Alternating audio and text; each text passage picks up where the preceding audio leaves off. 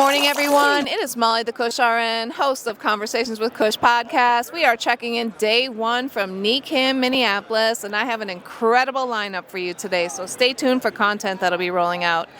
I'm sitting down with this amazing young man, Ezra, from Avio Legacy Cannabis. He has such an incredible story that he's going to tell for you today.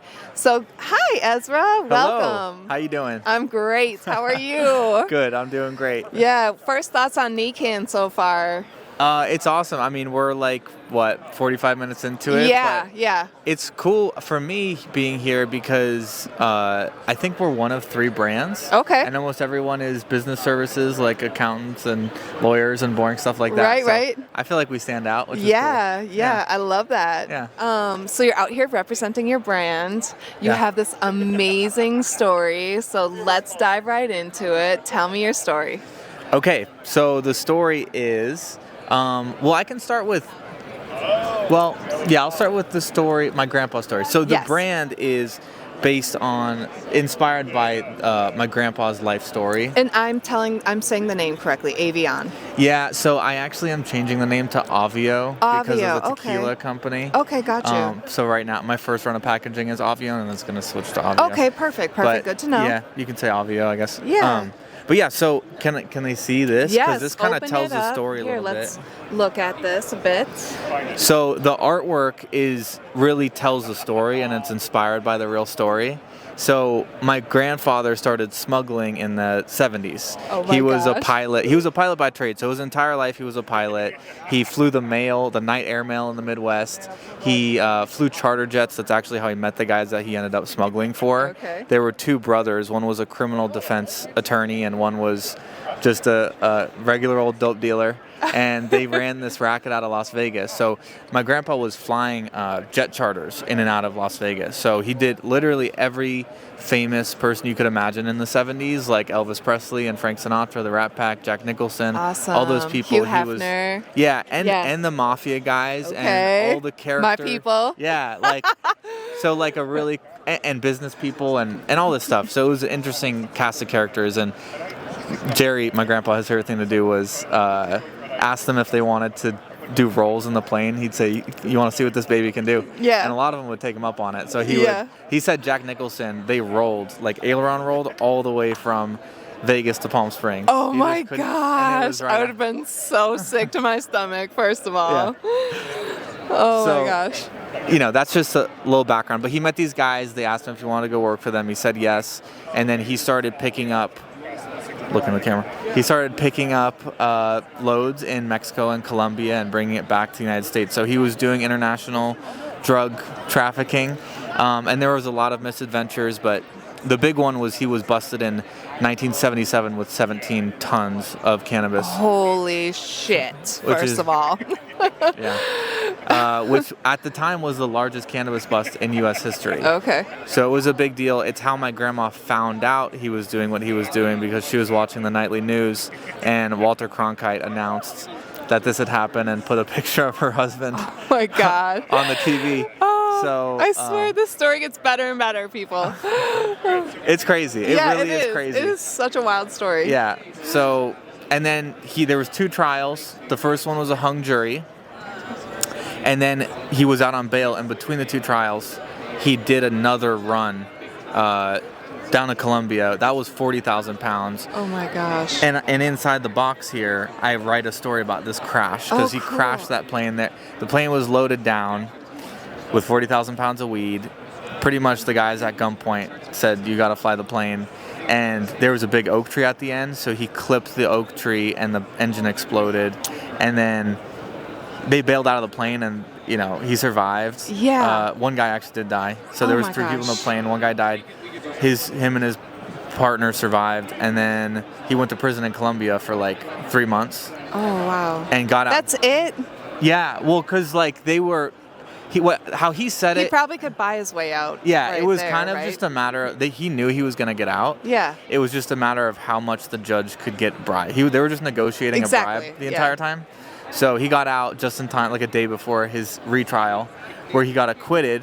What? For the 17 tons. Holy shit. And that was because the cops stole and sold about 25% of the load. And they just caught them lying their asses off on the stand over and over again. So oh my God. the jury, yeah. Wild times. Yes, you are cut from a different cloth than we see. So fast forward, you decide, hey, I should get into cannabis. We have this great family story, and how does that all come to fruition? Yeah, well, for me, I've been in the cannabis industry for 7 years, the recreational cannabis industry for 7 years. Okay. Started a company with my family in Oregon. So Okay. son of Jerry, my grandpa.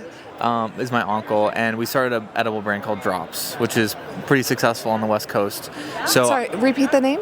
Drops candies. Okay, It's an edible. okay, yeah. And yeah, so I cut my teeth doing that the last 7 years, and the whole time I wanted to make my own brand. And the way I got started on this was because I had a crazy injury. I had a compound femur fracture, which you know. Yes. Ouch. You know what that is? Yeah. Yeah. And how'd you get that? I fell 20 feet. Oh my gosh! Like, were you like roofing or something, or? I was just drunk. Oh. I should have been high. Oh, this sounds like a good story too. Yeah, I should have been high, but I was drunk. Okay. Yeah. Bud is wiser. Yeah. But yeah, that happened, and then I had an opportunity to take about 5 months off of work because I was just rehabbing. Like I was Sure. rehabbing full time. Sure. And in that time, I was always really compelled and fascinated with my grandpa's story. So I've always wanted to capture it, and he was kind of at the end of his life. Oh my God, that's beautiful. Yeah. So I went and started doing just audio recordings like this. Yeah. So I would just set a mic in front of my grandma and my grandpa, because my grandma's. She was right there with him. She's amazing. Oh and yeah, she was holding him down. Yeah, she's the funniest. And she's a huge part of the story. So the three of us talked a lot. I got like 40 hours of footage and got the whole story. Oh my God, I love that piece. Yeah. And then we did it on video too. So I decided, I didn't feel like I had the skill or the ability to do a documentary on my own. Okay. But I figured we should just shoot it and see if we can make something good out of it. So I had my friend who's really talented help me shoot it. So we have a lot of really good footage. That's awesome. And I'm working on making that documentary Okay, more to come then. Yeah. More to come on this incredible story. That's why I know it so well. It's like Yeah, I've been working on it. Yeah. So with the femur fracture, is that when your relationship with cannabis started, or were you a consumer prior to that, or? I started smoking weed way too young. Yeah. How old were you? 11 was the first time that I smoked I was weed. like 12 the Yeah. first time I tried weed. Yeah. So I think it's like, on target. Yeah. So it's it's weird. Like I have a 13-year-old brother, and I was like, oh, that's weird. And when he was 11, I was like, damn. Did your whole family consume, or like was it a normal part of your life, or was it like, this is just what we do for work kind of thing, or? Yeah, it was pretty normal. I mean, there was zero stigma at all. There was weed in the house. Sure. Do you grow your own? Well, we have a big farm in Oregon. You do? Yeah. Oregon makes some of the best fucking weed out there. I love Oregon weed. Any chance I get an opportunity to try some weed from Oregon, I am all about it. So shout out to Oregon weed. Yes, indeed. 100%. Yeah. Cali gets all the credit, but I think Oregon has the best weed. It's just like the soil out there is just like meant for it. The soil, the growing conditions, the light, the water, all the things I think just makes such a chef's kiss for good cannabis. It is. No, it really is. Yeah. And most of the outdoor flower grown in Oregon is in the southern part of Oregon near Medford, Grants Pass. Okay. We actually have an outdoor farm up in the northern Willamette Valley. Okay. Which is near Portland, so we're just 30 minutes west of Portland. Okay. So it's a wetter climate, so we have to do like mold control at the end. Little hardier. Yeah. Yeah. But the terpenes explode because they have that challenge at the end of the season. Right. So we have crazy terpene. What do you see? What kinds of expressions do you see in terps? What are some of your favorites? My favorite strain, like fresh strain ever, is Squirt. Okay, what's that? What's all that all about? It's like a bright purple strain, and it, the Squirt soda? Yes. It smells exactly like Is it Squirt lemony soda. then, or it's got herbs in it? I don't know. It's like definitely lemony for sure. It's citrusy. Okay. Yeah. And it's got some like bubble gum kind of thing. But what's so crazy about that strain is like it you can almost smell like the effervescence, like when you smell like when you crack a soda. Yeah. And you can like almost smell the like bubbles, you know? I bet that makes for a great dab. I just want to put a little plug out there for that because I like dabbing for that reason. Like I love the flavors. Yeah. As well as the feel, but like the flavors and how things just like hit my mouth and I love that stuff. So I agree. That's my favorite way to consume is to do live rosin dabs. Yeah. I don't do it off a rig. I do like a puff coat, like something light, you know, just, but I'm all about flavor. I'm not a big dabber. I do like it. I do it like occasionally. I'm also not a huge smoker. Yeah. And I'm really like a solo smoker. So if I'm smoking and I'm enjoying a joint, it's usually by myself. I mean, I of course will do it in social situations, but mostly, you know, I'm more like medical products, like capsules, topicals, you know, things of that nature. So, but yeah, I enjoy cannabis in a variety of ways, and I hope that other people like lean into that too, because you know it's so good and like so many medical benefits, and like especially the acid compounds like THCA, CBDA, THVA, those are so good for you because they're not euphoric, but you're still getting all those great medical benefits, right? Yeah. So, yeah, I hope that people will be more intentional about product creation and stuff for patients. Absolutely. So, yeah. I love topicals too. Yeah. When I tried topicals for the first time, I was like, oh my God, this really worked. Like I didn't really expect it to do anything, but it's amazing. It is amazing. Yeah. And so I think like THC is always really good for like nerve pain. I hope that was, you know, beneficial for you when you were recovering from your injury. It was. Yeah, no, it really was. CBD help inflammation, you know, that's always good too. So my knee was giant. You can still, I don't know if you can see, it's a little bigger. But it looks a little bigger, yeah. I can tell. It's crazy. Yeah, so why? I won't take my pants off right now, but Please. I got some crazy scars. Why the Minnesota market? What was appealing about that? You know, to be honest with you, like I never thought I would end up in Minnesota. It is funny because my grandparents lived in Minnesota for a while, and it's always part of their story. They talk about Duluth and all that, but and my uncle was born in Duluth, I think. But I came out here and I went to NECANN in 2024, and I met some amazing people. And I fell in love with it. Yeah. And it's just people are so nice here. Coming from the West Coast, I don't know, like people are just really awesome here. Yeah. And Minneapolis is such an amazing city. Yeah. So I made really good contacts. I said, damn, I could really live here. It's awesome. And I saw the opportunity, you know, I mean. Yeah, it's fresh, new, emerging market. I think, you know, so many people are hungry for, you know, variety and like, you know, they know the people in the landscape that have been here forever. So like when someone new comes in, I think a nice fresh pair of eyes, you know, it never hurts. Yeah. So it's really cool to see how like the energy is fresh out here too. Yeah. Coming from the West Coast, like people are kind of burnt out. Yeah. In the industry, at least, you know. A little jaded, maybe. I don't know. Definitely. I don't want to project anything, but, and here's the thing too. I always think it's funny when, like, you think about people from the East Coast or even from the West Coast. Like, when you are in environments where like people are super direct, you know, like, and then you come here and you're like, oh, everyone's so nice, but it's like, I don't know. I kind of appreciate directness sometimes. It's like, say what you mean and mean what you say, and like just tell me so I can like make my own decision about shit, you know? But yeah, it does feel nice and fuzzy and warm here. Yeah. Yeah. Well, everyone is always going to have the most critical perspective on where they're from. But I love East Coast directness too, and that confrontational, just like upfront mentality. Yeah. But here, people I'd say are even more confrontational than the West Coast because at least people talk to you here. Sure.